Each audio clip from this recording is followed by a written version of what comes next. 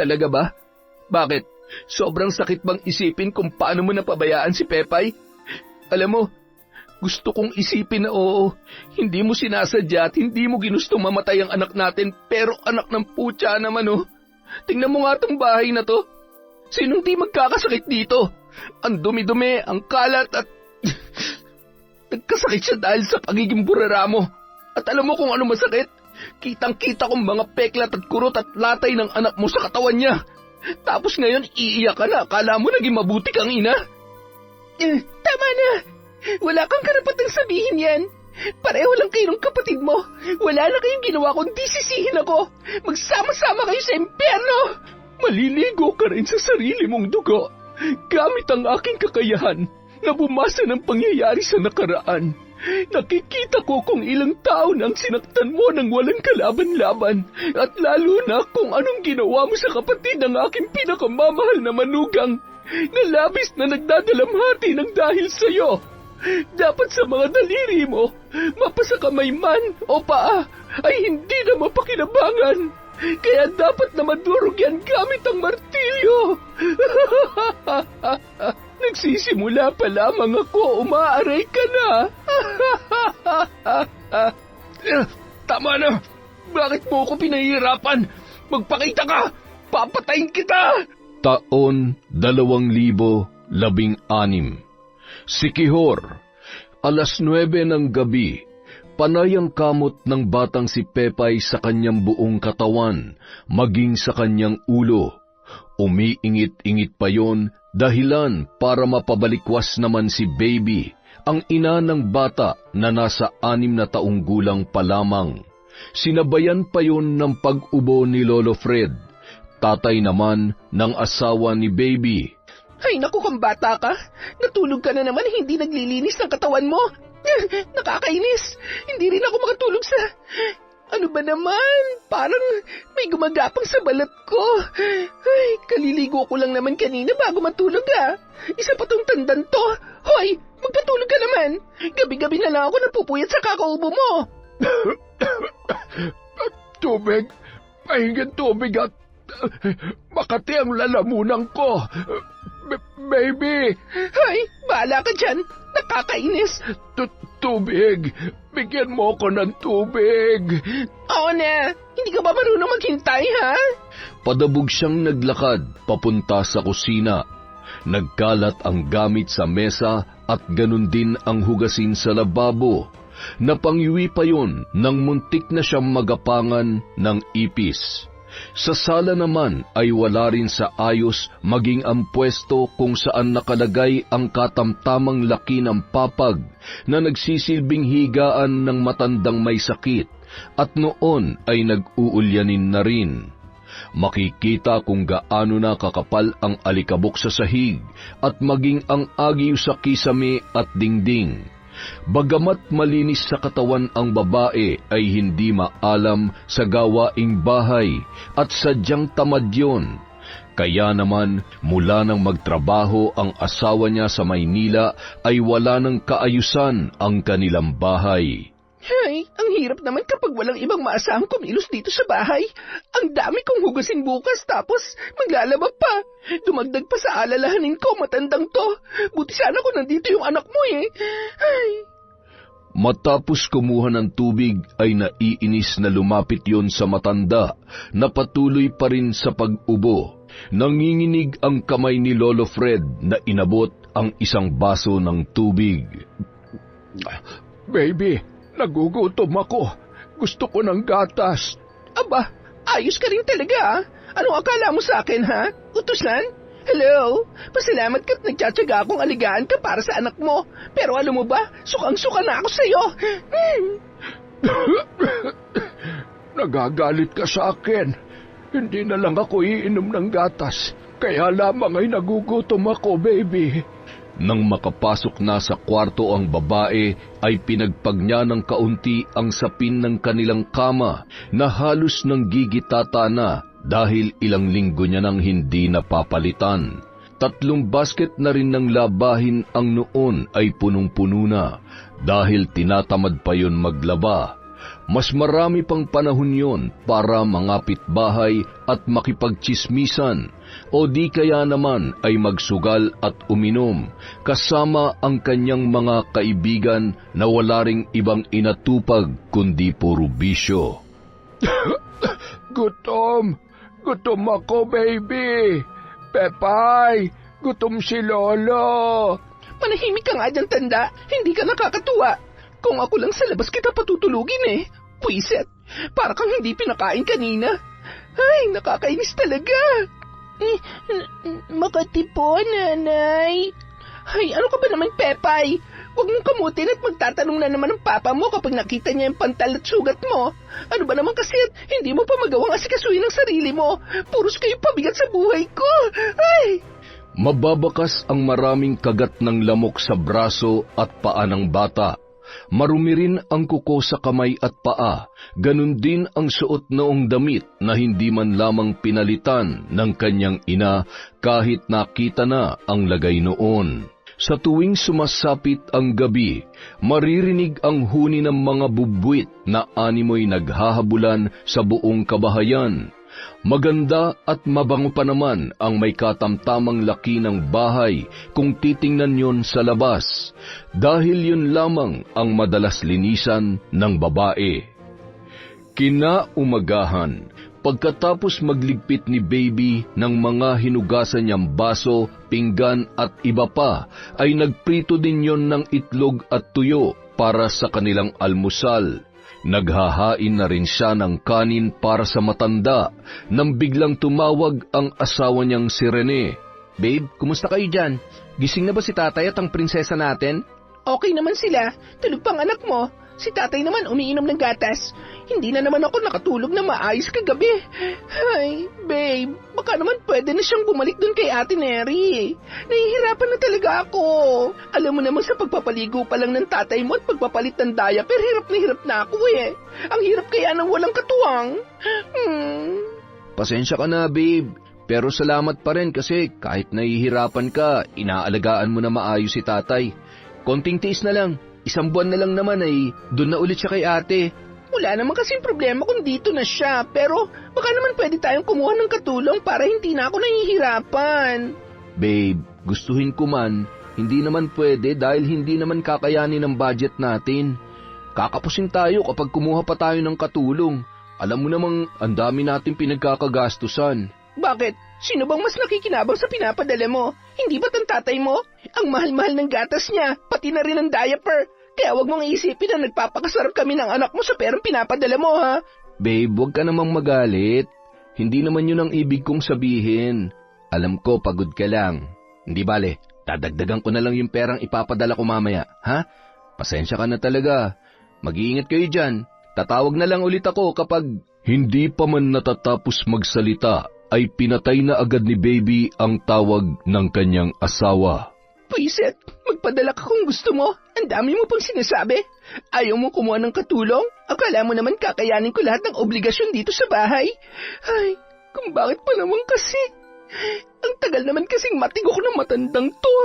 Pahirap ka sa buhay ko eh. Padabog na naghahain yon ng pagkain na ibibigay kay Lolo Fred. Ayusin mong pagkain, ha? Huwag ka magkakalat. Hindi pa ako natatapos sa pagliligpit ko sa kusina. Tumango-tango na lamang ang matanda na animoy bata at nakangiti lamang na nakatingin sa kanyang pagkain.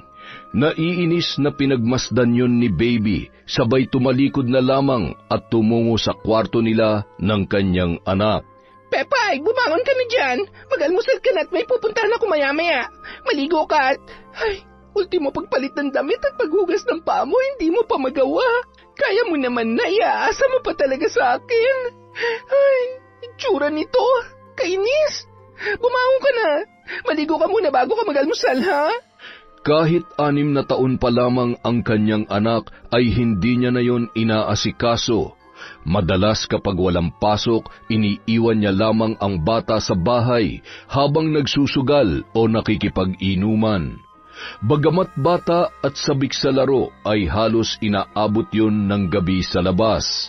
Kapag nadatnan naman yon ni Baby, lalo na kapag mainit ang ulo nito, ay madalas niya yung napapalo.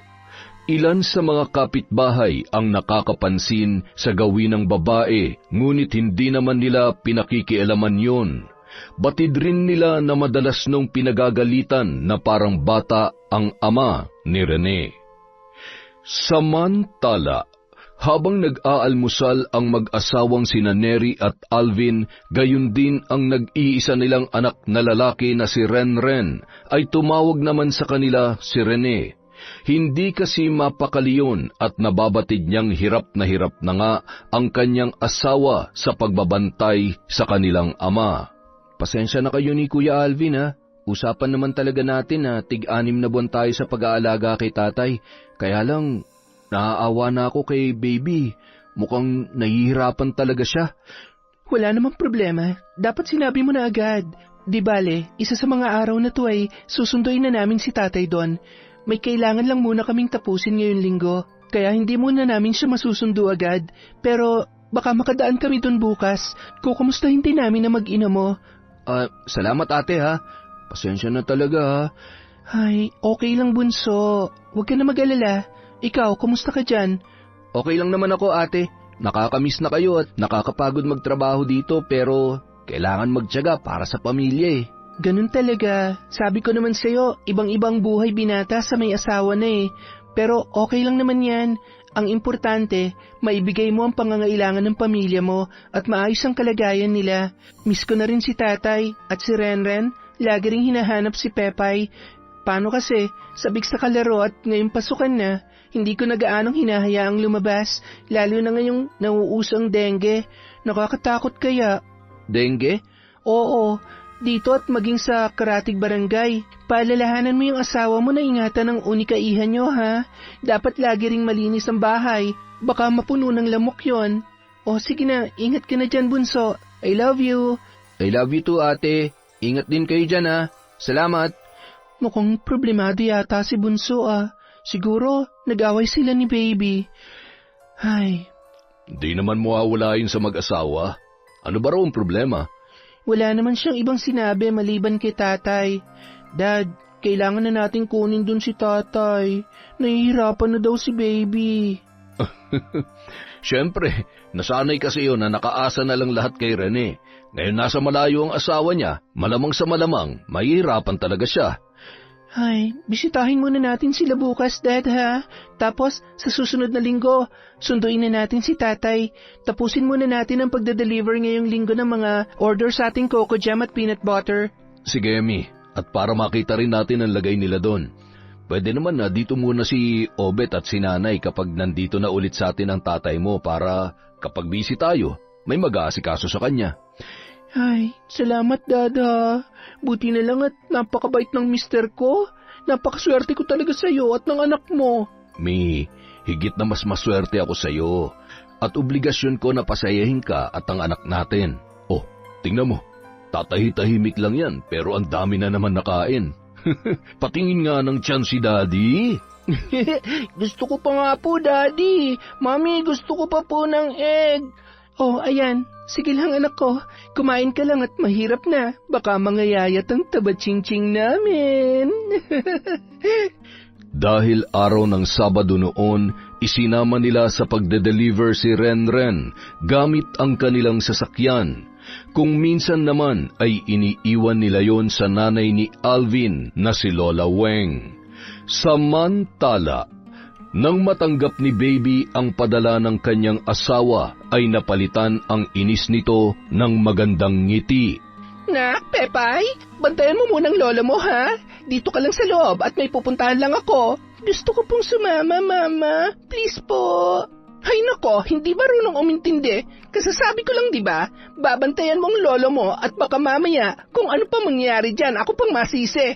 Hoy tanda, huwag ka magkakalat ng dumi dyan sa higaan mo ha. Subukan mo lang at hindi kita pakakainin mamaya. Mama, bakit po pinagagalitan niyo si Lolo Fred? Hindi ko siya pinagagalitan, sinasabihan ko lang. Baka kung ano naman ang sabihin mo sa tatay mo kapag tumawag, pipingutin ko yung nguso mo. Sige na, uulitin ko. Huwag kang lalabas. Tumango na lamang ang bata, sabay umupo sa higaan ng kanyang Lolo Fred. Nang makatalikod ang kanyang ina at nakalayo-layo na, ay nakangiting pinagmamasdan noon ang mga bata sa labas ng kanilang bahay. Bumalik yon sa higaan ng kanyang lolo. Lolo, pwede po ba akong lumabas saglit? Magrararo lang po ako.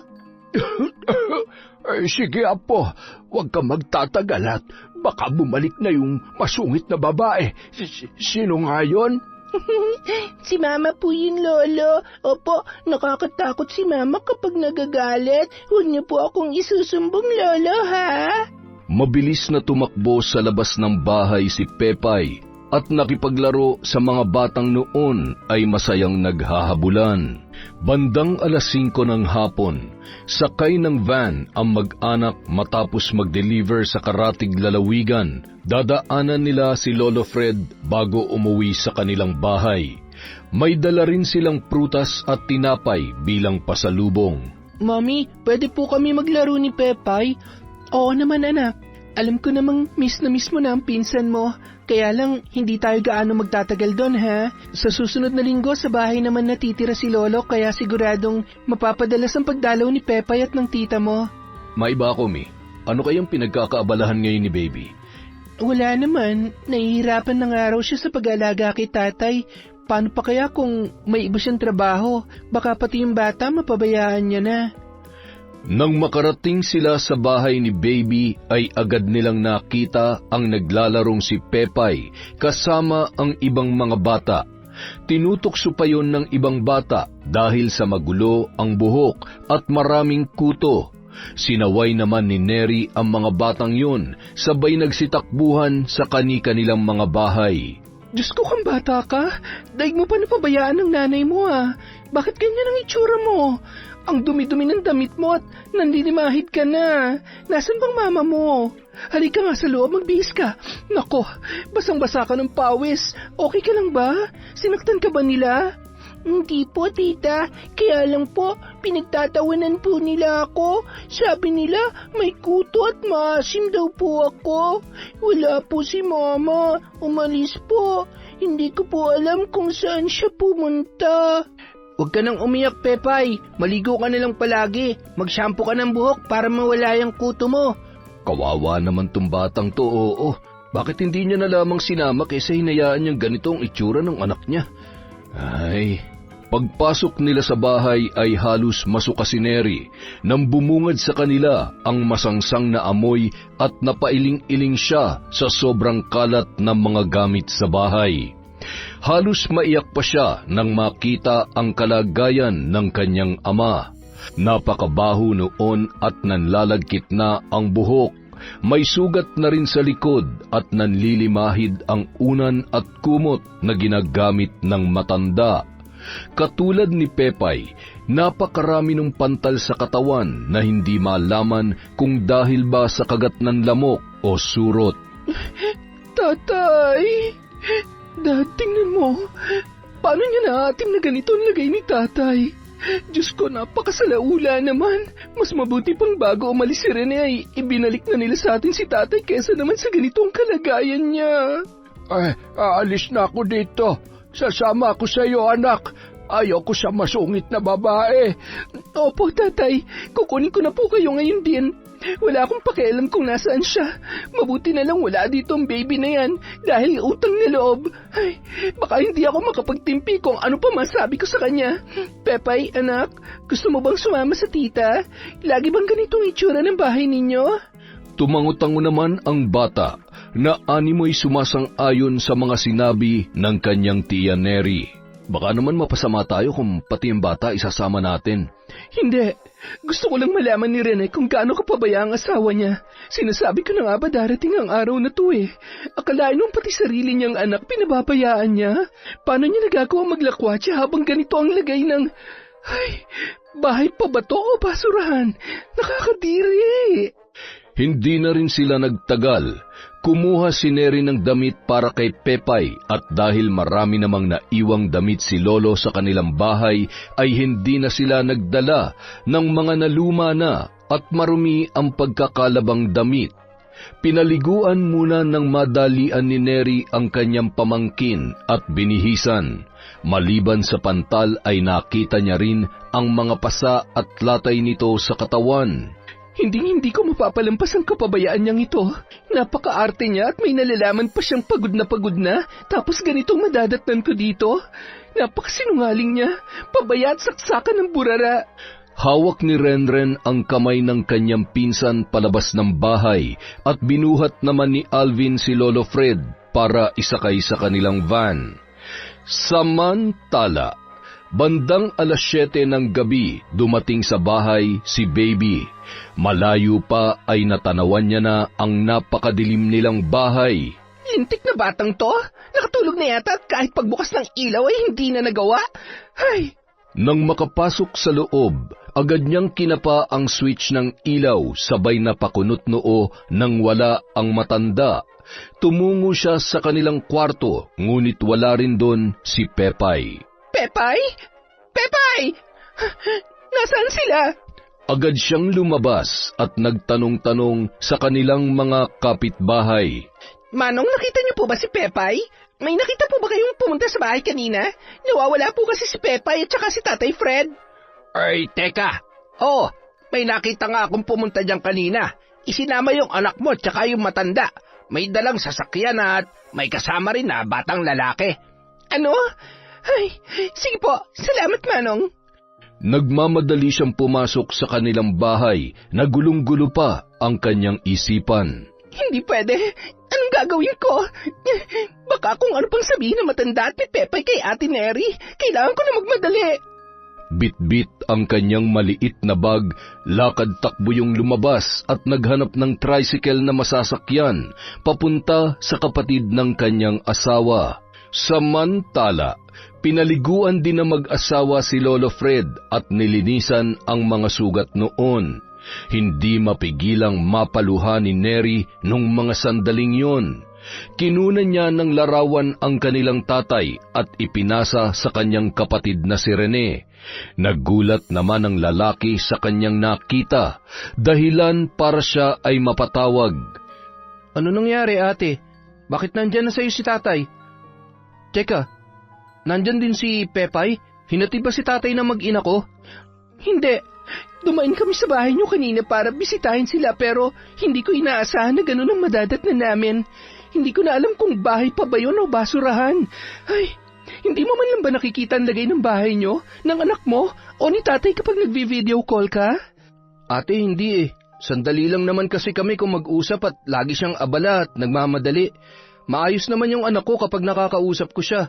Si tatay naman, hindi mo nakikita o sadyang hindi niya pinapakita sa'yo. Alam mo ba kung gaano karami at kalalaki ang sugat niya sa likod? Alam mo ba kung anong itsura niya nung dinatnan namin doon? Yung unan at kumot ng gigitata na. Pinabayaan niya si tatay, pati na rin ang anak mo. Ate, hindi ko alam. Buong akala ko, ano ba nangyayari sa kanya? Teka, sandali lang ate tatawagan ko siya. Huwag, ayokong ang dating sa kanya akong magiging dahilan ng pag-aaway ninyo. Hayaan mo't kakausapin ko siya na maayos. Kung gusto mo makita kung ano ang lagay ng mag-ina mo, mas mabuti pa sigurong isa sa mga araw na ito ay umuwi ka. Mag-iingat ka dyan. Yung anak mo nandun kalaro si Kuya Renren niya.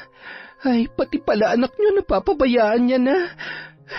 Huwag mo na lamang babanggitin ang napag-usapan natin, ha? Tingnan muna natin kung paano niya ipapaliwanag to. Sige na. Ay. Seryosong pinagmamasdan ni Alvin ang kanyang asawa habang naggagayat ng gulay na ipangsasahog niya sa kanyang lulutuin. Huwag ka na ma-stress dyan, Mi. Siguradong mamaya pupunta siya para kunin si Pepay. Hinahanda ko lang ang sarili ko kung paano ko siya harapin at kakausapin. Ilang buwan pa lamang si Rene sa Maynila pero ganyan na lagay ni tatay. Paano kung isang buwan pang hintayin natin bago pumunta doon? Baka kung ano na nangyari sa kanya. Ay, yun nga rin ang iniisip ko eh. Pero huwag ka na mag-alala. Ang importante, nandito na sa atin si tatay. Paano si Pepay? Paano kung pabayaan lang siya ni Baby? Kita mo naman kahit sarili niyang anak, hindi niya man lamang maasikaso. Muntik ko na mapagkamalan yung bata na palaboy at... Ay, naku. Habang nag-uusap ang mag-asawa ay siya namang pagparada ng tricycle sa tapat ng kanilang bahay.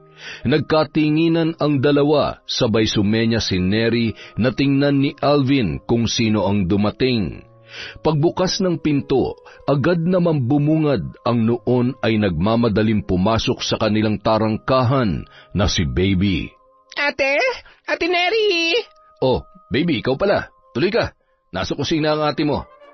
Nasa kwarto naman noon ang matanda, pati na rin sina Pepay at Renren.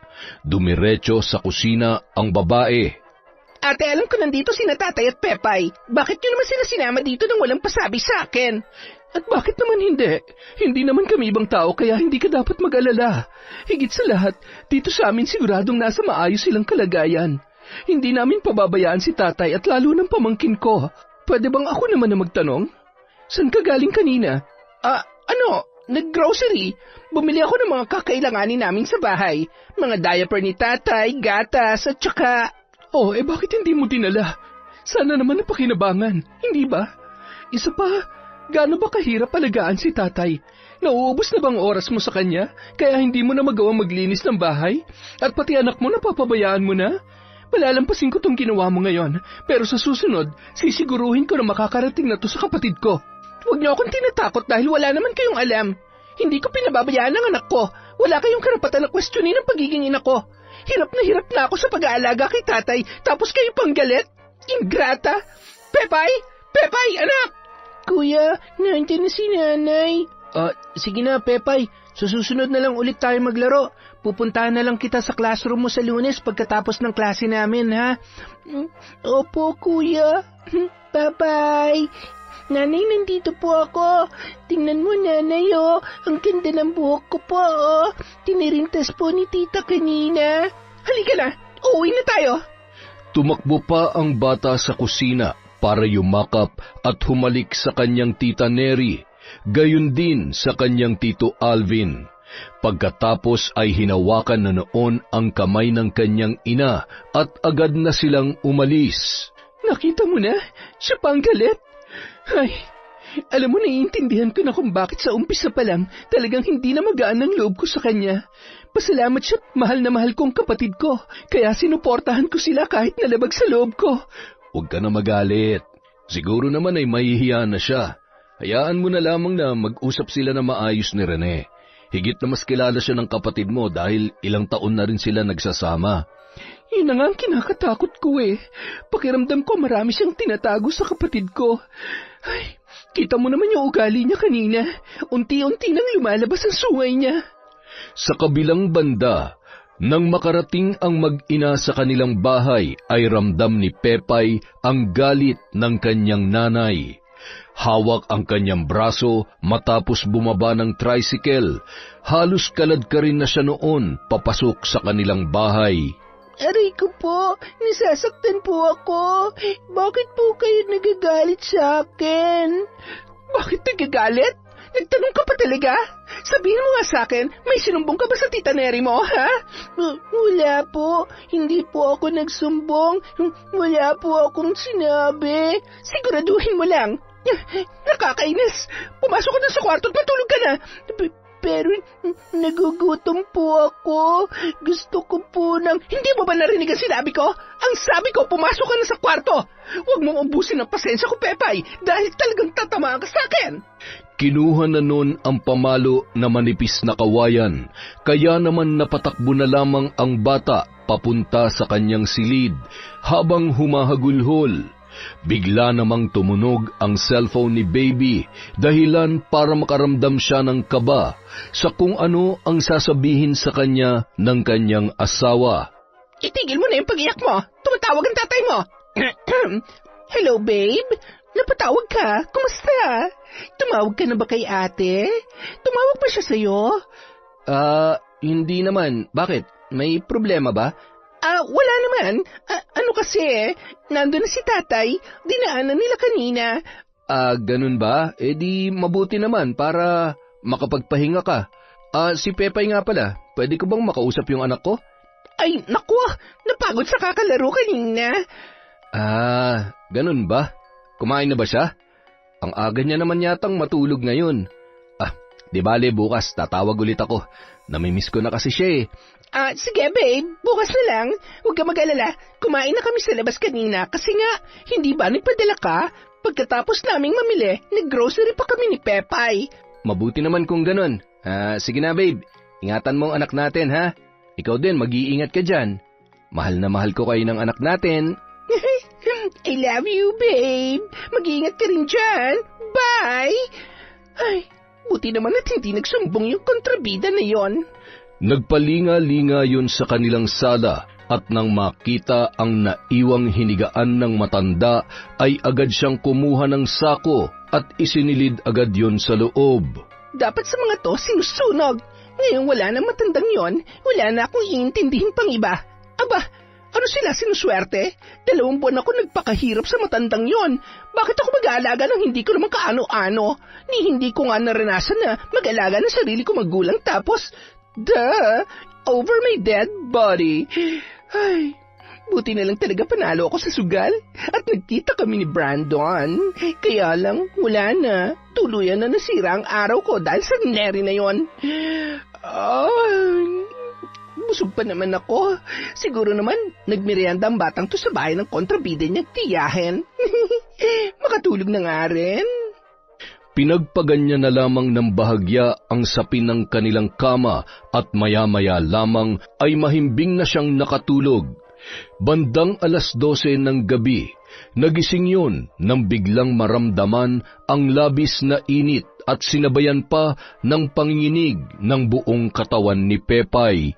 Pepay? Anak? Pepay, Diyos ko, inaapoy ka ng lagnat. Mama?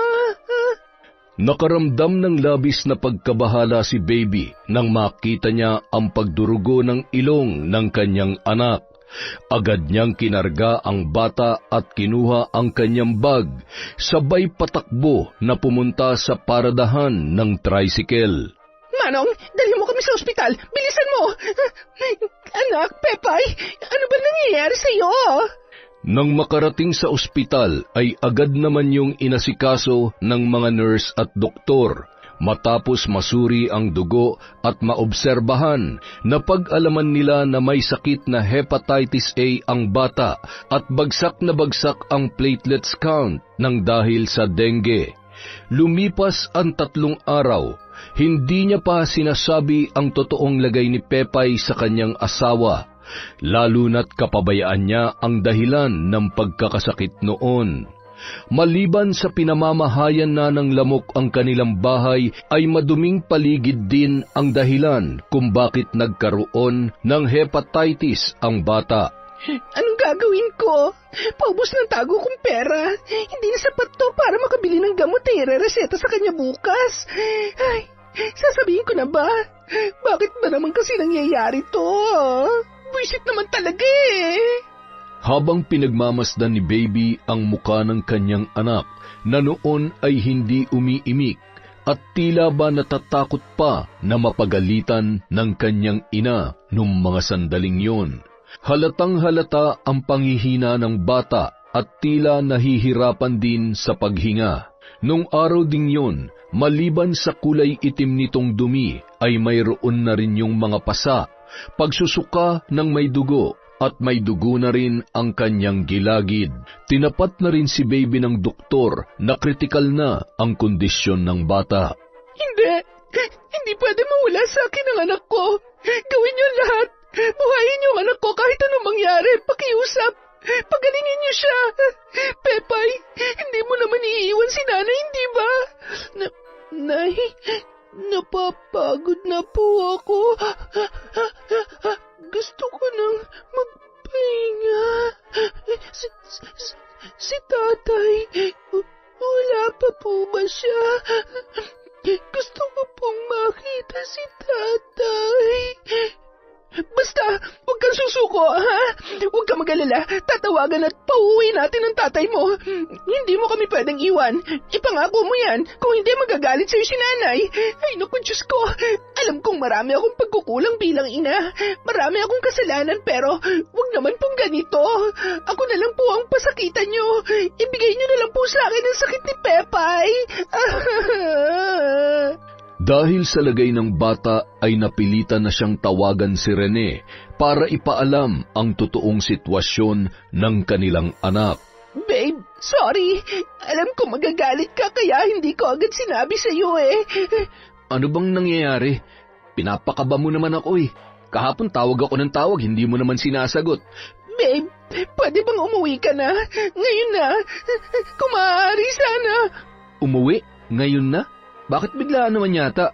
May sakit ang anak natin at kailangan ka niya. Hinahanap ka niya. Na-dengue siya. Kailan pa? Bakit ngayon mo lang sinabi sa akin to? Anong sabi ng doktor? May pera ka pa ba dyan? Basta umuwi ka na. Umuwi ka na kung gusto mo pang makita buhay ang anak natin. Sige, uuwi ako ngayon din. Huwag mong hayaang may mangyari masama sa kanya. Ha? Babe, hindi ko kaya mawala siya sa atin. Nag-iisa lang yan tapos mapapabayaan pa natin. Gawin mo ang lahat. Hindi pwede mawala si Pepay. Hindi ko kaya. Napaiyak na lamang si Rene habang inaasikaso ang kanyang mga damit na dadalhin. Agad niya ring tinawagan ang kanyang kapatid na si Neri para maalalayan ang kanyang asawa. Napaluha naman yon sa kanyang nalaman, lalo na't ramdam niya ang labis na pag-aalala ni Rene para kay Pepay. Napaupo sa sala si Neri, sabay nagpahid ng luha. Oh, bakit? Okay ka lang ba, Mi? Ano nangyari? Sino ba yung tumawag? Dad, kailangan natin pumunta ng ospital. Bakit? Sino nasa ospital? Si Pepay. Malubha raw ang lagay niya ngayon. Ano? Diyos ko naman, oo. Yan ang nga bang sinasabi ko eh. Ay, sandali lang at kukunin ko yung bag mo. Agad nang umalis ang mag-asawa at inihabilin muna nila si Lolo Fred sa nanay ni Alvin. Nagmadali naman pumunta yon dahil hindi gaanong kalayuan ang bahay nito. Asawa ko, sinusundo mo na ba ako? Ay, bitawan mo nga ako. Balain naman. Ulyanin ka na nga talaga. Hindi ako ang asawa mo at lalong hindi akong sundo. Pero kung gusto mo nang magpasundo ay sabihin mo lamang sa akin. Matutulungan kita dyan. Ay, ikaw pala yan, balae. Ikaw nga. Hanggang ngayon ba nambabarang ka pa rin? Shh! Marinig ka naman ng apo natin. Pambihira ka talaga, oo. Oo naman. Gusto mo bang subukan? Biro lang. Sapat na ang pagiging ulyanin mo. Ay, buti na lamang at magkasundo tayo dahil kung hindi ay makakatikim ka talaga. Ay, siya nga pala. Balita ko ay salbahe ang asawa ng bunso mo. Ano na nga ang pangalan nun? Ay, si Pepay. Hindi. Yung apo mo yun eh. Yung ano? Tao ba yan o hayop? Baka tao na may ugaling hayop. Ay, teka, si Baby. Tama, si Baby yon, yung babae masungit. Ay, ayaw ko sa masungit na yon. Galit siya sa akin. Sasaktan at hindi ako bibigyan ng pagkain. Magugutom ako at mamamatay. Ay, nakakaawang matanda to, oo. Buti na lamang at mahal na mahal ako ng mga anak ko at mukhang hindi ko mararanasan kay Neri ang pinagdaraanan mo sa manugang mong yon. Eh siya, sisilipin ko muna yung apo natin sa kwarto niya, ha? Tawagin mo na lamang ako kung may kailangan ka. Samantala. Ate Neri, anong ginagawa niyo dito? Bakit? Wala ba akong karapatan na makita man lang o dalawin ng pamangkin ko? Kumusta na siya? Anong lagay niya? Kritikal ang kondisyon niya. Sorry ate, hindi ko agad nasabi sa inyo. Ano kasi? Ano? Pinairal mo na naman yung pride mo. Alam mo, kasalanan mo to eh. Nag-iisa na nga lang yung anak niyo, pinababayaan mo pa. Sana man lang kasi kung gaano kakalinis dyan sa katawan mo, ganon din sa anak mo at lalo na sa bahay ninyo. Tapos ngayon iiyak-iyak ka? Ano? Ramdam mo na ba yung mga pagkukulang mo sa anak mo? Bakit ba galit na galit ka sa akin, ha? Kasalanan ko na. Sige, ikaw na malinis. Sa tingin mo, madali para sa akin na makita na nahihirapan ang anak ko? Kung pumunta kayo dito para isumbat sa akin ang mga kakulangan ko kay Pepay, mas mabuti pang...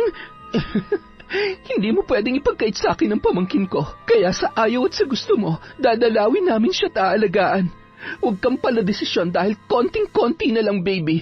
Bibigwasan na kita. Kung maldita ka, mas maldita ako sa mga taong katulad mo na hindi kilala ang salitang respeto. Dad, halika na. Napaluhan na lamang si Neri nang makita ang kalagayan ng kanyang pamangkin. Bahagya na lamang na ididilat ng bata ang kanyang mga mata. Para pang dinurog ang puso niya nang bahagya noong iniangat ang kamay para abutin ang kamay ng kanyang tita Neri. Tita, si Kuya po. Nasaan po si Kuya? Magpagaling ka, anak, ha? Para makapaglaro na kayo ni Kuya Renren mo. Pasensya na, hindi ko siya sinama kasi nagmamadali kami ng tito mo. Hayaan mo't sasabihin ko na hinahanap mo siya, ha? Anong nararamdaman mo? Anong masakit sa'yo? Umiling-iling na lamang si Pepay, sabay bahagyang ngumiti. Matutulog po muna ako. Habang naroon ang mag-asawa, ay napansin nila ang labis na pagkabalisa ni Baby. Pansin din nilang walang halos tulog yon dahil sa pangangalumata. Kahit naiinis sa ugali ng kanyang hipag, ay nilapitan yun ni Neri at kinausap ulit. Umuwi ka na muna at magpahinga. Baka ikaw naman ang magkasakit.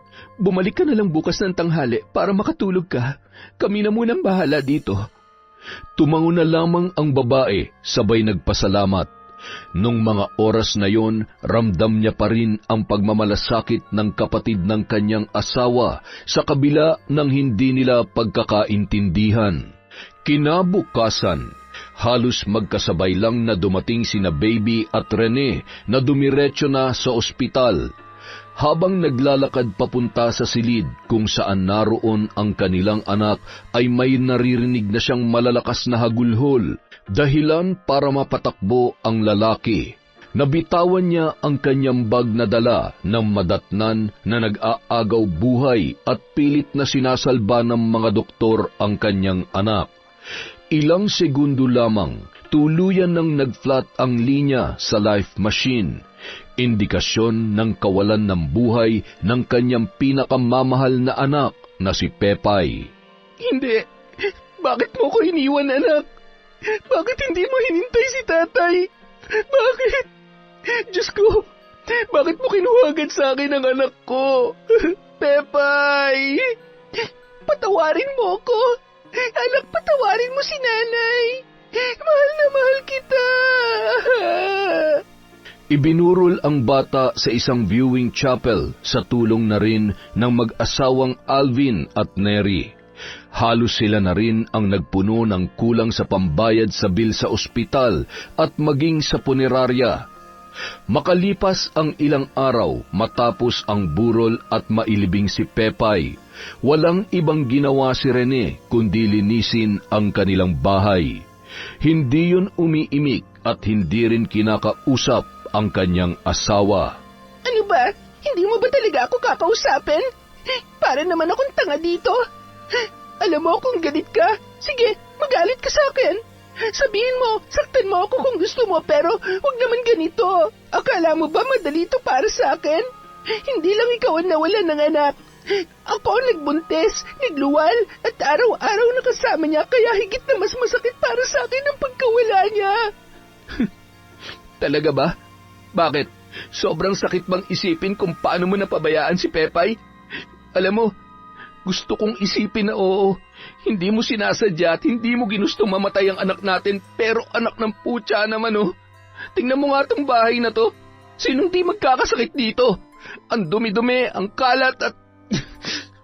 Nagkasakit siya dahil sa pagiging burera mo. At alam mo kung ano masakit? Kitang-kita kong mga peklat at kurot at latay ng anak mo sa katawan niya. Tapos ngayon, iiyak ka na. Akala mo naging mabuti kang ina? Tama na. Wala kang karapatang sabihin sabihin yan. Pareho lang kayo ng kapatid mo. Wala na kayong ginawa kundi sisihin ako. Magsama-sama kayo sa impyerno. Saan ka pupunta? Lalayas ka? Bakit? Hindi mo kayang sikmurain ang katotohanan na sinasabi ko? Ha? Bitiwan mo nga ako. Nasasaktan ako. Ano ba?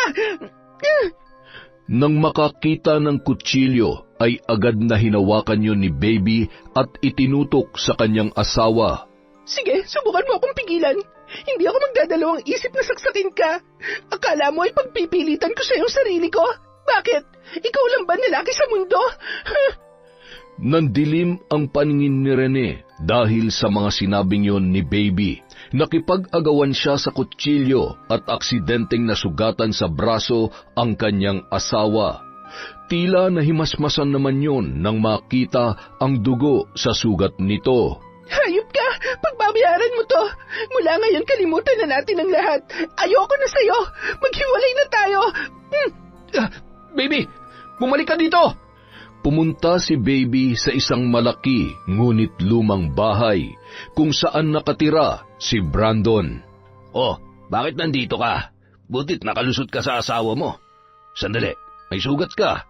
Sino may gawa sa'yo niyan? Wala yan. Mababaw lang naman at malayo sa bituka. Nag-away kami kaya, ayan. Sinaktan ka niya? Aba, taruntado yun ah. Hindi pwede yan. Gusto mo resba ka natin? Sabihin mo lang. Alam mo, tama ka. Sakto. Wala akong kapera-pera ngayon. Kailangan natin dumiskarte at makuha ang pera na hiniram niya kay ate. Nasa 20 mil din yon. At saka, kunin niyo yung damit ko at wala akong dala-dala ngayon. Anong gusto mong gawin ko sa kanya? Tudasin na ba namin? Bahala ka. Wala naman talaga akong pakialam sa kanya. Walang pakialam? Hindi ba't pinili mong pakasalan yung mukong na yon? Oo, pinakasalan ko siya kasi buntis ako. Kailangan ko nang sasagot sa mga gagastusin ko para sa magiging anak ko noon. Teka, wala ka bang balak iwanan ng bulok na bahay na to? Anong bulok? Antik ang tawag dito. Malinis naman ah. Tsaka sa ngayon, ang importante ay magkasama na uli tayo. Miss na kita eh. Huwag ka mag-alala. Malaki naman ang kita ko ngayon kapag may racket. Paminsan-minsan, pumapaldo rin naman ako eh. Ay, oo na. Namiss din naman kita pero masakit pa rin sa akin ang pagkawala ng anak ko. Tanggapin mo na lang dahil wala ka naman na magagawa. Kahit maglupasay ka pa dyan, hindi mo na may babalik pa ang buhay ni Pepay. Hayaan mo't ako naman na magbibigay sa'yo ng anak. Ako naman talagang mahal mo eh, hindi ba? Kinagabihan, hindi mapakali sa higaan si Rene. Sa kabila ng kanyang sama ng loob kay Baby, ay nakakaramdam siya ng pag-aalala ng mga oras na yon para sa kanyang asawa. Ilang sandali lamang ay bumangon yon para buksan ang pintuan. Nagmamadali pa yon sa pag-aakala na si Baby ang kumakatok. Sandali lang, nariyan na! Nang buksan niya ang pinto, dalawang lalaki na nakabalot ng itim na tela ang muka ang bumungad sa kanya. Ha? Sino kayo? Anong kailangan niyo sa akin? Itinulak ng dalawa ang pinto para tuluyan silang makapasok at walang awang pinagbubugbog at pinaghampas ng tubo sa iba't ibang parte ng katawan si Rene. Ano, kaya pa? Ha? Huwag kang lampa! Bumangon ka dyan! Tama na. Nakikiusap ako. Mahawa kayo sa akin. Tol, kawawa naman. Tara na. Anong tara na? Upakan kita dyan eh. Halugugin mo ang kwarto. Hanapin mo yung pera. Sige, Tol. Huwag mo papatayin yan, ha? Ayaw ko makulong. Bilisan mo na. Ang dami mo satsat eh. Ikaw gulping ko dyan eh. Nang makuha ng kasama ni Brandon ang pera sa aparador, agad na rin tumakbo papaalis ang dalawa. Gumapang naman papunta sa kwarto si Rene na noon ay duguan ang ulo at unti-unti nang nandidilim ang paningin. Nang makarating sa kanilang kwarto ay kinuha niya ang cellphone na nasa ilalim ng unan at tinawagan ang kanyang ate na si Neri. Sa kabilang banda, napabalikwas naman si Alvin nang marinig ang tunog ng telepono ng kanyang asawa. Hello, Bayaw? Napatawag ka. Tulog na ang ate mo. Kumusta? Babalik ka na ba sa Maynila bukas? Kuya. Tulungan niyo ako. Hello? Rene? Ano ba nangyayari? Dad, sinong kausap mo? Ano ba yon? Magmadali ka. Kailangan nating umalis. Ano? Saan tayo pupunta? Ano ba talaga nangyayari? Si Rene, tumawag siya. Humihingi ng tulong tapos biglang... Basta, tingin ko may nangyari masama sa kapatid mo. Halika na. Tarantang kinuha ni Alvin ang susi ng kanilang sasakyan at pagkatapos ay agad na rin silang umalis. Nang makarating sa bahay noon ay nakabukas ang pintuan. Nakapatay ang ilaw sa sala kaya naman hindi nila nakita ni Neri ang dugo sa sahig at naging sanhi pa ng kanyang pagkadulas. Hinanap ni Alvin ang switch ng ilaw. Ilang segundo lamang ay isang malakas na sigaw ang pinakawalan ni Neri nang makita ang napakaraming dugo sa kanyang damit at kamay. Dugo? Rene? Diyos ko, ano nangyari dito? Nasaan ang kapatid ko? Agad namang napasigaw si Alvin na makita ang walang malay na si Rene na naliligo sa sarili niyang dugo. Nagpupumalahaw si Neri na makita ang lagay ng kanyang kapatid. Niyakap niya yon at pilit na ginigising habang humihingi naman ng saklolo sa mga kapitbahay ang kanyang asawa. Nagtulungan ang mga yon na maisakay sa van si Rene at maisugod sa ospital. Naging kritikal ang kondisyon ng lalaki dahil sa pagdurugo ng kanyang utak. Sumailalim yon sa operasyon, ngunit matapos maoperahan ay hindi pa rin yon nagigising at idineklara na coma patient. Hindi ako pwede magkamali. Sigurado may kinalaman ng babaeng yun sa nangyari sa kapatid ko. Hindi ko maintindihan kung bakit kailangan pagdaanan to ni Rene. Napakabait niya. Lahat ng pagsusumikap ay ginagawa niya para sa pamilya niya. Bakit siya pa? Bakit kailangan niyang pagdaanan ng lahat ng ito? Huminahon ka, Mi. Magdasal na lang tayo na isa sa mga araw na ito, magising na siya at malaman na natin kung ano talaga nangyari sa kanya. Isa pa, pasasan ba't makikita rin natin ang baby na yon? Magkakaroon din ng kasagutan ng mga tanong natin. Paano ko kakalma? Kamamatay lang ng pamangkin ko tapos ngayon nag-aagaw buhay naman ang kapatid ko. Siya na lang ang natitira kong pamilya. Hindi ko nakakayanin na mawala pa siya. Nangako ako kay Nani na kahit anong mangyari, poprotektahan ko ang kapatid ko. Ipinapangako ko, ako mismo maghanap sa babaeng yon. Sisingilin ko siya sa lahat ng kasalanan niya sa akin. Isinusumpa ko. Niyakap na lamang ni Alvin ang kanyang asawa para kumalma ang matinding emosyon na nararamdaman niya noong mga oras na yun. Isang araw, habang namimili sa palengke si Neri ay isang pamilyar na babae ang natanawan niya mula sa di kalayuan. Nakakapit yon sa braso ng lalaki na tila ba walang kaproble-problema sa buhay. Ang kapal talaga ng pagmumukha ng babaeng ito. Habang yung kapatid ko naghihirap sa ospital, ikaw parang ahas na nakikipaglingkisan sa ibang lalaki. Wala ka talagang konsensya at kahit konting delikadesa sa katawan. Nilapitan niya si Baby, sabay hinila ang may kahabaang buhok noon. Aray! Ano pa? Huwag ka mag-iskandalo dito, nakakahiya! Bitiwan mong girlfriend ko, kung hindi kahit babae ka, upakan kita.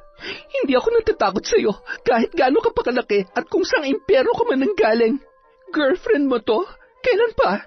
Alam mo ba na may asawang babaeng kinakalamtari mo o baka planado niyo ang lahat? Paano mo naaatim na lumandim at tapos mamatayan ng anak, ha?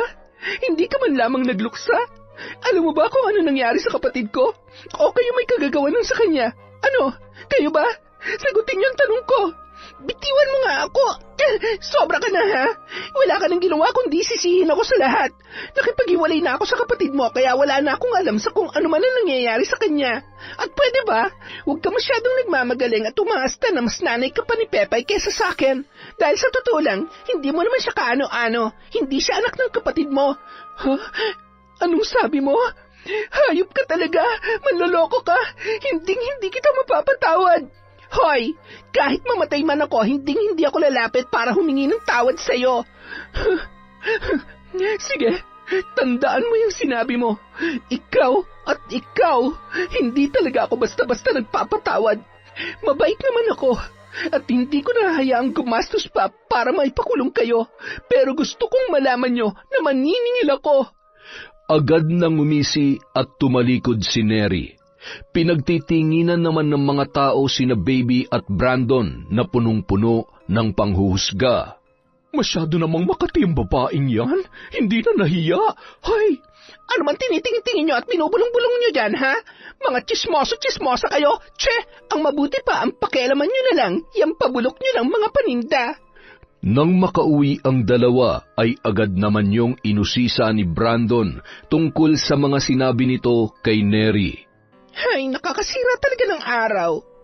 Nga pala, tungkol dun sa sinabi mo kanina dun sa babae. Totoo ba na hindi anak ni Rene si Pepay? Oo. Eh kung hindi sa kanya, sinong totoong tatay ni Pepay? Huwag ka na nga magtanong-tanong. Isa ka rin eh. Chismoso ka rin talaga.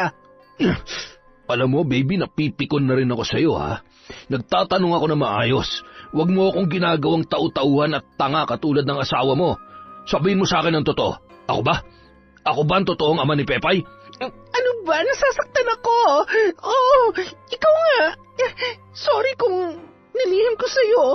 Iniisip ko lang naman ang kapakanan ng bata eh. Yung magandang buhay na kaya niyang ibigay sa amin. Ganun ba kalit ang tingin mo sa akin? Ha? Ipinagkait mo sa akin ang sarili kong anak? Makasarili ka! Lumayas ka! At huwag ka na magpapakita pa sa akin at baka mapatay kita! Manggagamit! Kinaladkad yon ni Brandon palabas ng tarangkahan ng bahay. Nagmamakaawa naman si Baby at patuloy na kinakalampag ang nakasarang lumang gate. Brandon, maawa ka sa akin. Huwag mo naman gawin sa akin to. Wala na ako ibang mapupuntahan. Buksan mo to. Buwisit talagang buhay to. Nung sumunod na araw, Nay, sige na po. Turuan niyo ako. Gusto kong ako mismong tumapos sa dalawang yon, lalong-lalo na sa bruhang babaeng yon. Aray ko naman sa bruha. Hindi nga pwede, Neri. Hindi ganong kadali ang pag-aaral sa paggamit ng itim na kapangyarihan. Isa pa, gusto mo bang mapagalitan ako ni Alvin? Kapag nalaman niya na tinuruan kita dyan sa gusto mong mangyari, ay baka itakwil ako ng anak ko. Hindi ko nga sinasabi na tuloy pa rin ako sa pambabarang at siguradong... Ay, basta sabihin mo na lang sa akin kung anong gusto mong gawin sa dalawang yon. Humanap ka ng larawan na pwede kong gamitin sa ritual. Eto, Nay. Ito po ang larawan nila.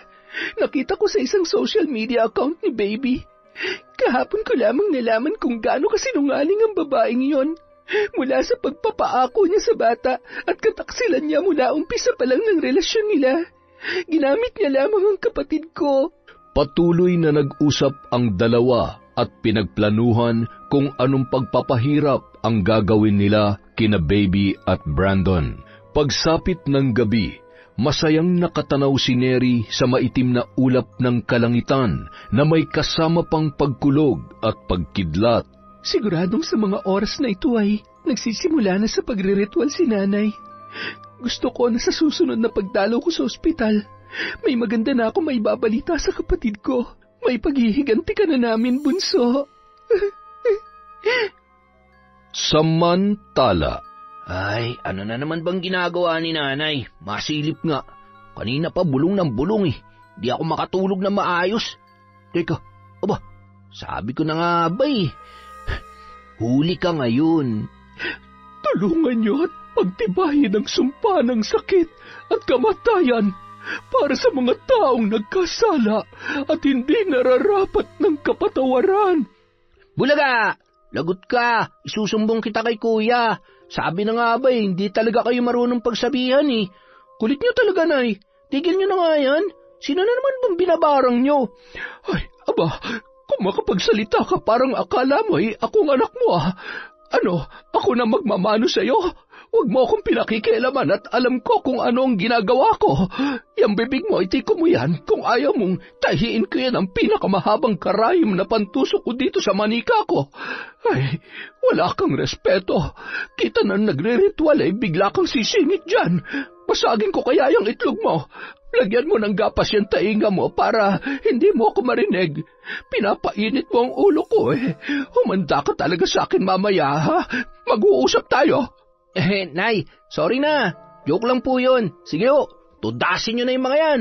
Galingan nyo para mabawasan ang masasamang nilalang dito sa mundo. Nagpatuloy naman sa pagriritual ang kanyang ina. Ramdam niya na ang kakaibang enerhiya, init ng hangin na pumapasok mula sa bukas na bintana ng kwartong yun. Malayo sa mga kapitbahay ang kanilang tinitirhan, kaya naman malaya yung naisasagawa ng matanda. Samantala, habang umiinom ng alak si Brandon at nakaupo sa kanyang sala, ay nailuwa niya yun. Ang pait ng lasa. Ayos naman to kanina. Bakit parang amoy kalawang at nabubulok na?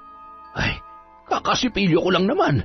Tumayo yun para itapon ang natitirang laman ng bote nang biglang mawalan ng lakas ang kanyang mga binti na sinabayan ng labis na pananakit na animoy minamartilyo ang kanyang mga buto sa paa at daliri.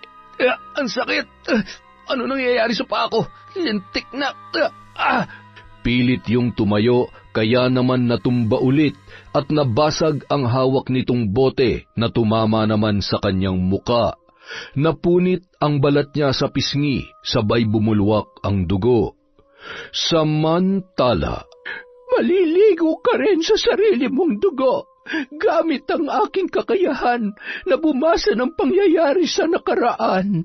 Nakikita ko kung ilang taon na sinaktan mo ng walang kalaban-laban, at lalo na kung anong ginawa mo sa kapatid ng aking pinakamamahal na manugang, na labis na nagdadalamhati ng dahil sa iyo.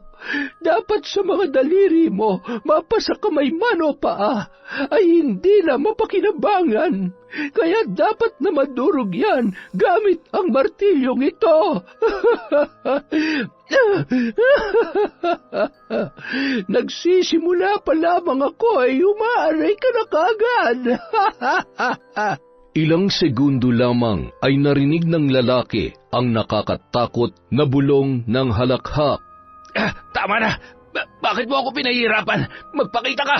Papatayin kita! Ay, masyadong matapang. Anong ipinaglalaban mo, ha? Kumalma ka lang. Masyado mong pinapaiksi ang pasensya ko.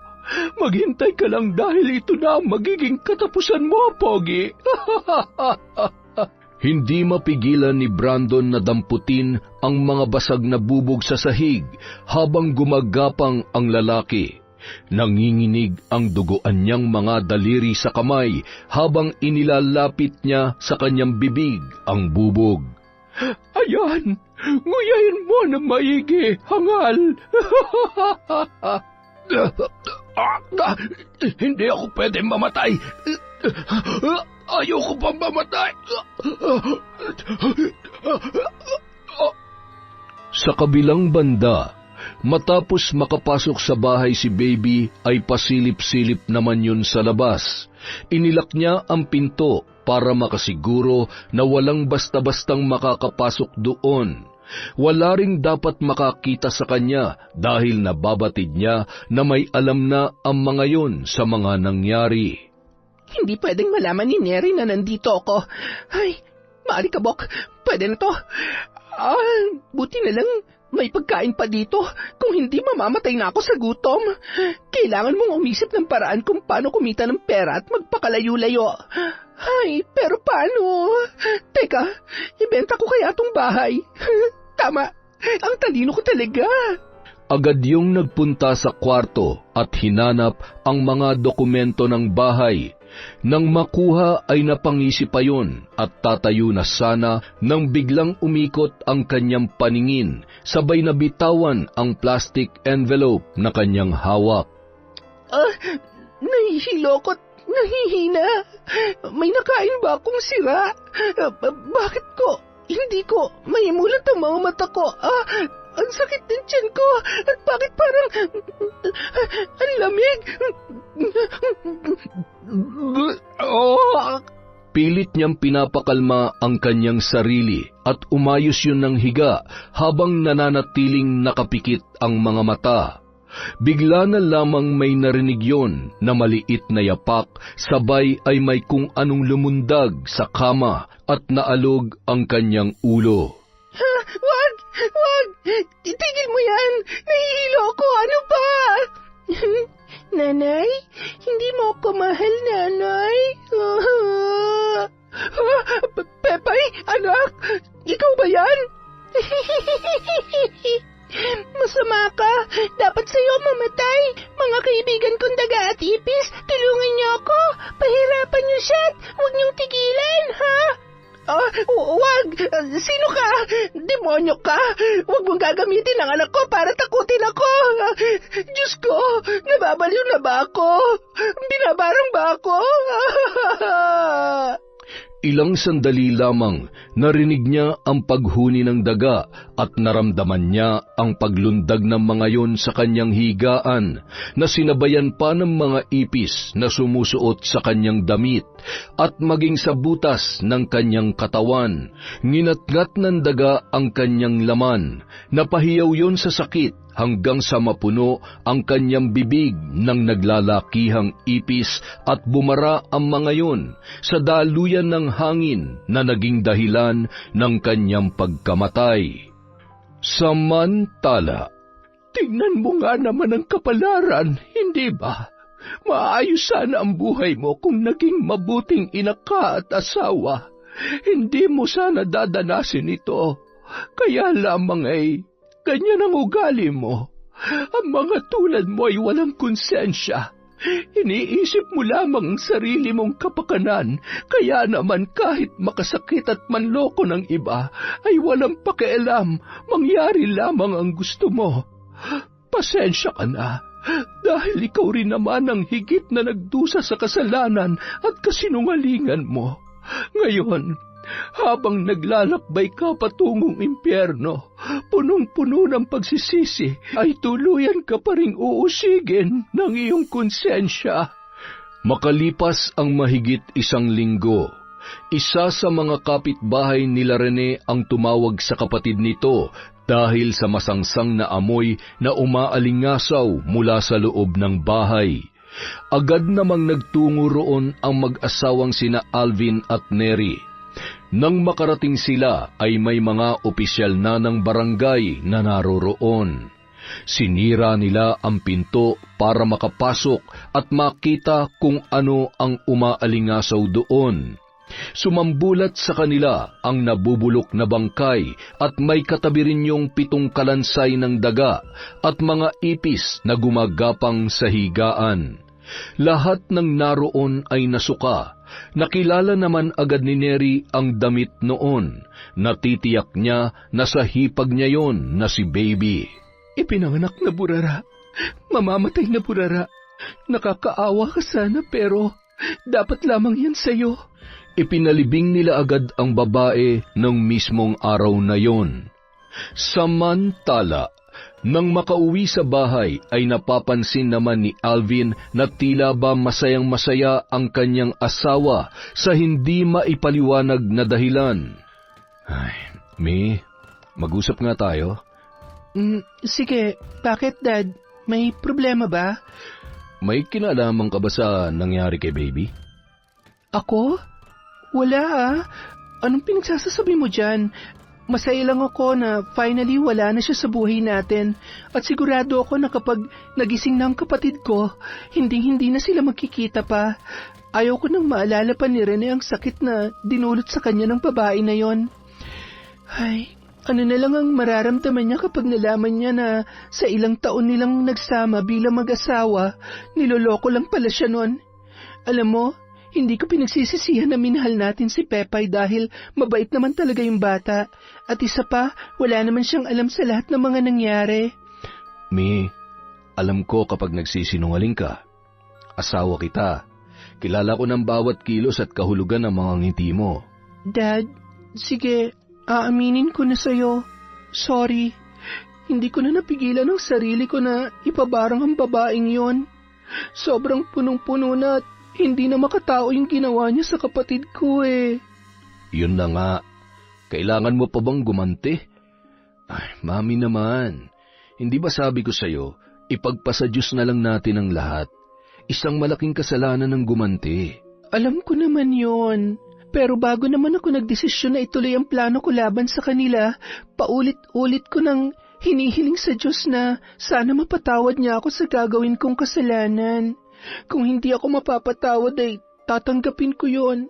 Kung sakali mang mapadpad din ako sa impyerno kapag namatay ako, gusto kong siyang unang-una kong makikita doon. Napailing na lamang si Alvin at umalis. Tumungo yon sa bahay ng kanyang ina. Nay, buksan niyo to. Patay, mukhang galit yata. Lagot, ayan kasi. Sabi ko naman sa inyo eh, ayaw nyo kasing makinig. Nagsumbong ka ba? Malilintikan ka talaga sa akin. Hindi po. Ay, siya, sabihin mo, ano, oo, masama ang pakiramdam ko kaya tulog na tulog pa, ha? Ay, tuturuan nyo pa talaga akong magsinungaling. Agad namang lumabas si Obet para pagbuksan ng tarangkahan ang kanyang kuya Alvin. Walang sabi-sabing dumiretso yon sa isang silid kung saan naroon ang mga gamit ng kanyang ina. Wala siyang nakita na kahit isang bakas doon. Wala na rin ang altar na noon ay pinagdadasalan ni Lola Weng. Bahala ka dyan. Sa tanda ko ba namang ito ay maiisahan mo pa ako? Kung diskarte lang naman ang pag-uusapan, wala kayong panama sa nanay ninyo. Masyado kayong mababait. Ano bang hinahanap mo, kuya? Ay, nilinis na namin ni nanay yan. Nasaan na yung mga gamit ni nanay dito? Wala na. Binaon na namin yun matagal na. Ay, isa ka rin sinungaling, pitikin ko yung nguso mo eh. Tumungo yon sa kwarto ng kanyang ina na noon ay animoy tulog na tulog. Nay, kuya, huwag mong awayin si nanay. Masama ang pakiramdam niyan. Nahihilo raw siya. Sus, malamang sa malamang alam niya nang pupunta ako dito kaya... Ay, Nay, hindi po ako natutuwa na pinagbigyan niyo ang hiling ng asawa ko. Sana ito na ang huling beses na makikiusap ako sa inyo. Mas masaya hong mamuhay na wala tayo nasasaktan na ibang tao. Bumangon na kayo dyan at halata namang gising kayo at nagtutulog-tulugan lang.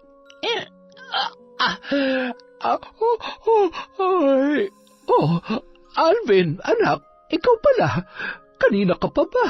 Anong ginagawa mo dito? Bakit parang nakasimangot ka yata? Hinawakan ni Lola Weng ang muka ng kanyang anak, sabay nag-usal ng mga salita. Masyadong mainit ang ulo mo. Ayan na, burahin mo na sa isip mo yan at baka pag-awayan niyo pa yung mag-asawa. Pambihirang anak kong ito. Masyadong takot gumawa ng kasalanan. Napahawak naman sa ulo si Alvin na tila ba bahagyang nahilo. Teka, bakit nandito ako? Nay? Obet, iabot mo nga kay kuya mo yung 2 piling ng sabat nang may mamerienda sila. Yun nga palang sadya ko rito. Hinog na po ba? Oo, anak. Nagsaing na nga kami kanina eh. Napakatamis. Siguradong matutuwa si Neri at ang apo ko. Salamat, Nay. Pasuyo po pala kami bukas at pupunta kami ng ospital. Kayo na pong bahalang maghatid at magsundo sa apo nyo at pakitingnan-tingnan na din ho si Tatay Fred, ha? Ay siya, sige, walang problema. Ay, sana'y magising na si Rene. Sana'y makapagsimula siyang muli. Alam mo, naiintindihan ko kung saan nanggaling ang puot ng asawa mo. Sige na, umuwi ka na at wari ko ibubuhos ang malakas na ulan. Sige ho, Nay. Salamat ho dito, ha. Pakiagahan na lang hong pagpunta sa bahay bukas. Tumangutango naman ng matanda at tinapik-tapik ang balikat ng kanyang panganay na anak. Nay, ang astig nung ginawa nyo kanina. Pwede nyo po bang ituro sa akin yun? Ituro? Bakit? Saan mo naman gagamitin? Para kapag nagtatamang hinala yung girlfriend ko, buburahin ko sa isip niya para hindi niya ako inaaway. Sira ulo ka. Hindi kita pinalaking manloloko. Kung ayaw mo ng away, huwag kang mambababae. Marangin kita dyan eh. Maligo ka na nga. Hindi ko na naman mawari kung ano yung amoy mo. Kung akong girlfriend mo, matagal na akong nakipaghiwalay sa'yo. Masyadong palaban yung putok mo, lintik ka. Sinasayang mo lang yung kagwapuhan mo kung hindi mo kaya maligo ng maayos at budbura ng paminta tawas yung kilikili mo. Grabe naman kayo sa akin, Nay. Eto na nga, maliligo na. Lamig kasi. Pwede niyo ba akong ipag-iinit ng tubig? Ano ka, batang paslit? Inuutusan mo talaga ako? Nay naman, naglalambing lang eh. Pasalamat kayo, hindi ko kayo nilaglag kay kuya. Ay, manahimik ka dyan. Mag-init ka ng tubig kung gusto mo at ibabalik ko sa ayos ang altar ko. Abay, sayang nang kinikita ko sa pambabarang. Nanay talaga oh. Sige kayo, kapag kayo nahuli ni kuya, walang mahuhuli kung walang magsusumbong. Ay, oo naman po. Teka, Noy, pahingi pala ng 500 bukas ha. Para saan? Ano na naman ang pagkakagastusan mo? Nangako po kasi ako sa girlfriend ko na kakain kami sa labas eh. Kulang na po yung pera ko. Bakit kasi nag-girlfriend ka nang wala ka pang trabaho? Sa tingin ko isa lang ang solusyon dyan sa problema mo. Ano po yun ay? Makipaghiwalay ka na. Wala akong maibibigay sa'yo. Wala nga akong 100, 500 pa kaya. Tsaka mo na ako kausapin kapag nakaligo ka na. Huwag mo rin akong kakausapin tungkol sa pera at wala ako niyan. Kinabukasan, bandang 9:00 ng umaga nang makarating sa ospital ang mag-asawa, ay isang magandang balita ang bumungad sa kanila mula sa doktor at mga nurse na nag-aalaga kay Rene. May mga senyales na po na isa sa mga araw na to, posibleng magising na ang pasyente. Kaya wala na po kayong dapat ikabahala. Maraming salamat po, Dok. Hindi na ako makapaghintay na makausap ulit at makasama ang kapatid ko. Sabi ko naman sa iyo gagaling siya. Alam mo, sa dami ng pinagdaanan niya, alam ko na darating ang araw, mararanasan niya pa rin ang maging masaya.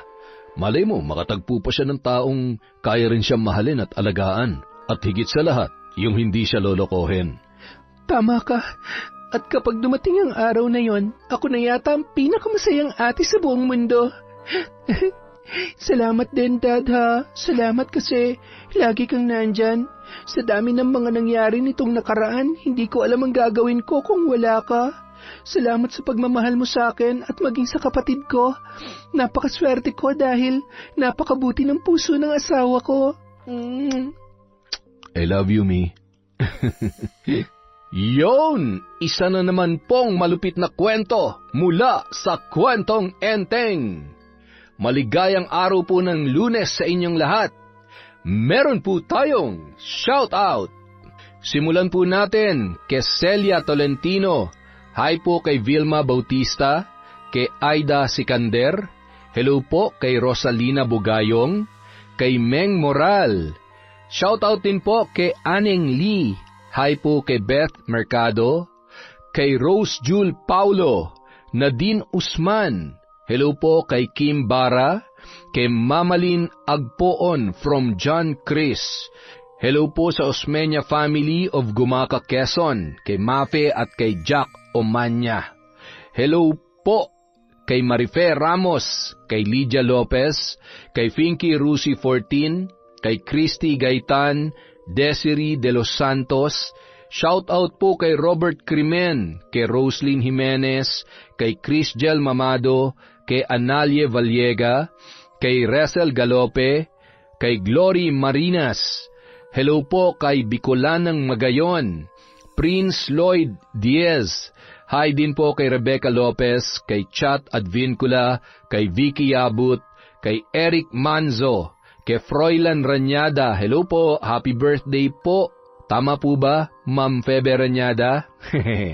Hi din po kay Maren Nila Cervantes. Shout out kay Alma Naong, kay Marilu Francisco, kay Josie Aniban, kay Manisan Mamot Mapadtaya. Hello po kay Malia Torres, kay Kata Leha Soto, kay Jack Jack. Hello po sa Ledesma, Grefaldia family. Hello din po kay Arlene Alarte at sa anak niya na palaging nakikinig. Hello. Hello din po kay Adrian, Sean, Sam, Sebastian from Chonchamkeb. Hello po kay Arlene Gumansing, Charlene. Hi din po kay Michelle Yabut, kay Elizabeth Dungka, kay Zay Martinez, kay Gay Ukol, hi kay Mariel Tabuan, kay Betty Velasco, kay Shauma TV, Marjorie Dequilia, hi din po kay Asodisen Cerilla, kay Mira from Lipa City, Batangas. Shout out kay Noemi Garcia Pabunan, kay Lirio May Aquino, Roxanne Gaudicos, hi kay Dores Estander, kay Len TV2, Rosalina Bugayong, kay Jerlyn Arbado, Estela De Silva, Lady Dam, MGS 14, Pureza Tagiwalo, kay Gemma De Ocampo, kay Ani Plaza. Hello din po kay Heli Borja, kay Annalyn Querriones. Hi kay Cecilia Plaza, kay Janeth De Castro, kay Angelina Ignacio. Hello din po kay Natividad Magtira, kay Javen Delasan, kay Cleo Avalos, kay sa Kakalda family from Corazon, Kakalda. Hello po kay Ito Emmy, kay Gemma Liagas, kay Apple Cute. Hello din po kay Elma Arriba Madrigal. Hi kay Flor Manunday, kay Gay Somojo, kay Marisol Nidea, kay Kat Burger, Cutie, Burglar. Ha, Hayashi, J. Megan. Hi kay Christine. Hello din po kay Maricris Sumanding, kay Ivy Mina from Billy Villarin. Hello kay Venom Monev. Hi din po kay Noemi de la Cruz, kay Merly Amistad at kay Miss Monica Nieves. Maraming salamat po sa walang sawang pagsuporta sa Kwentong Enteng.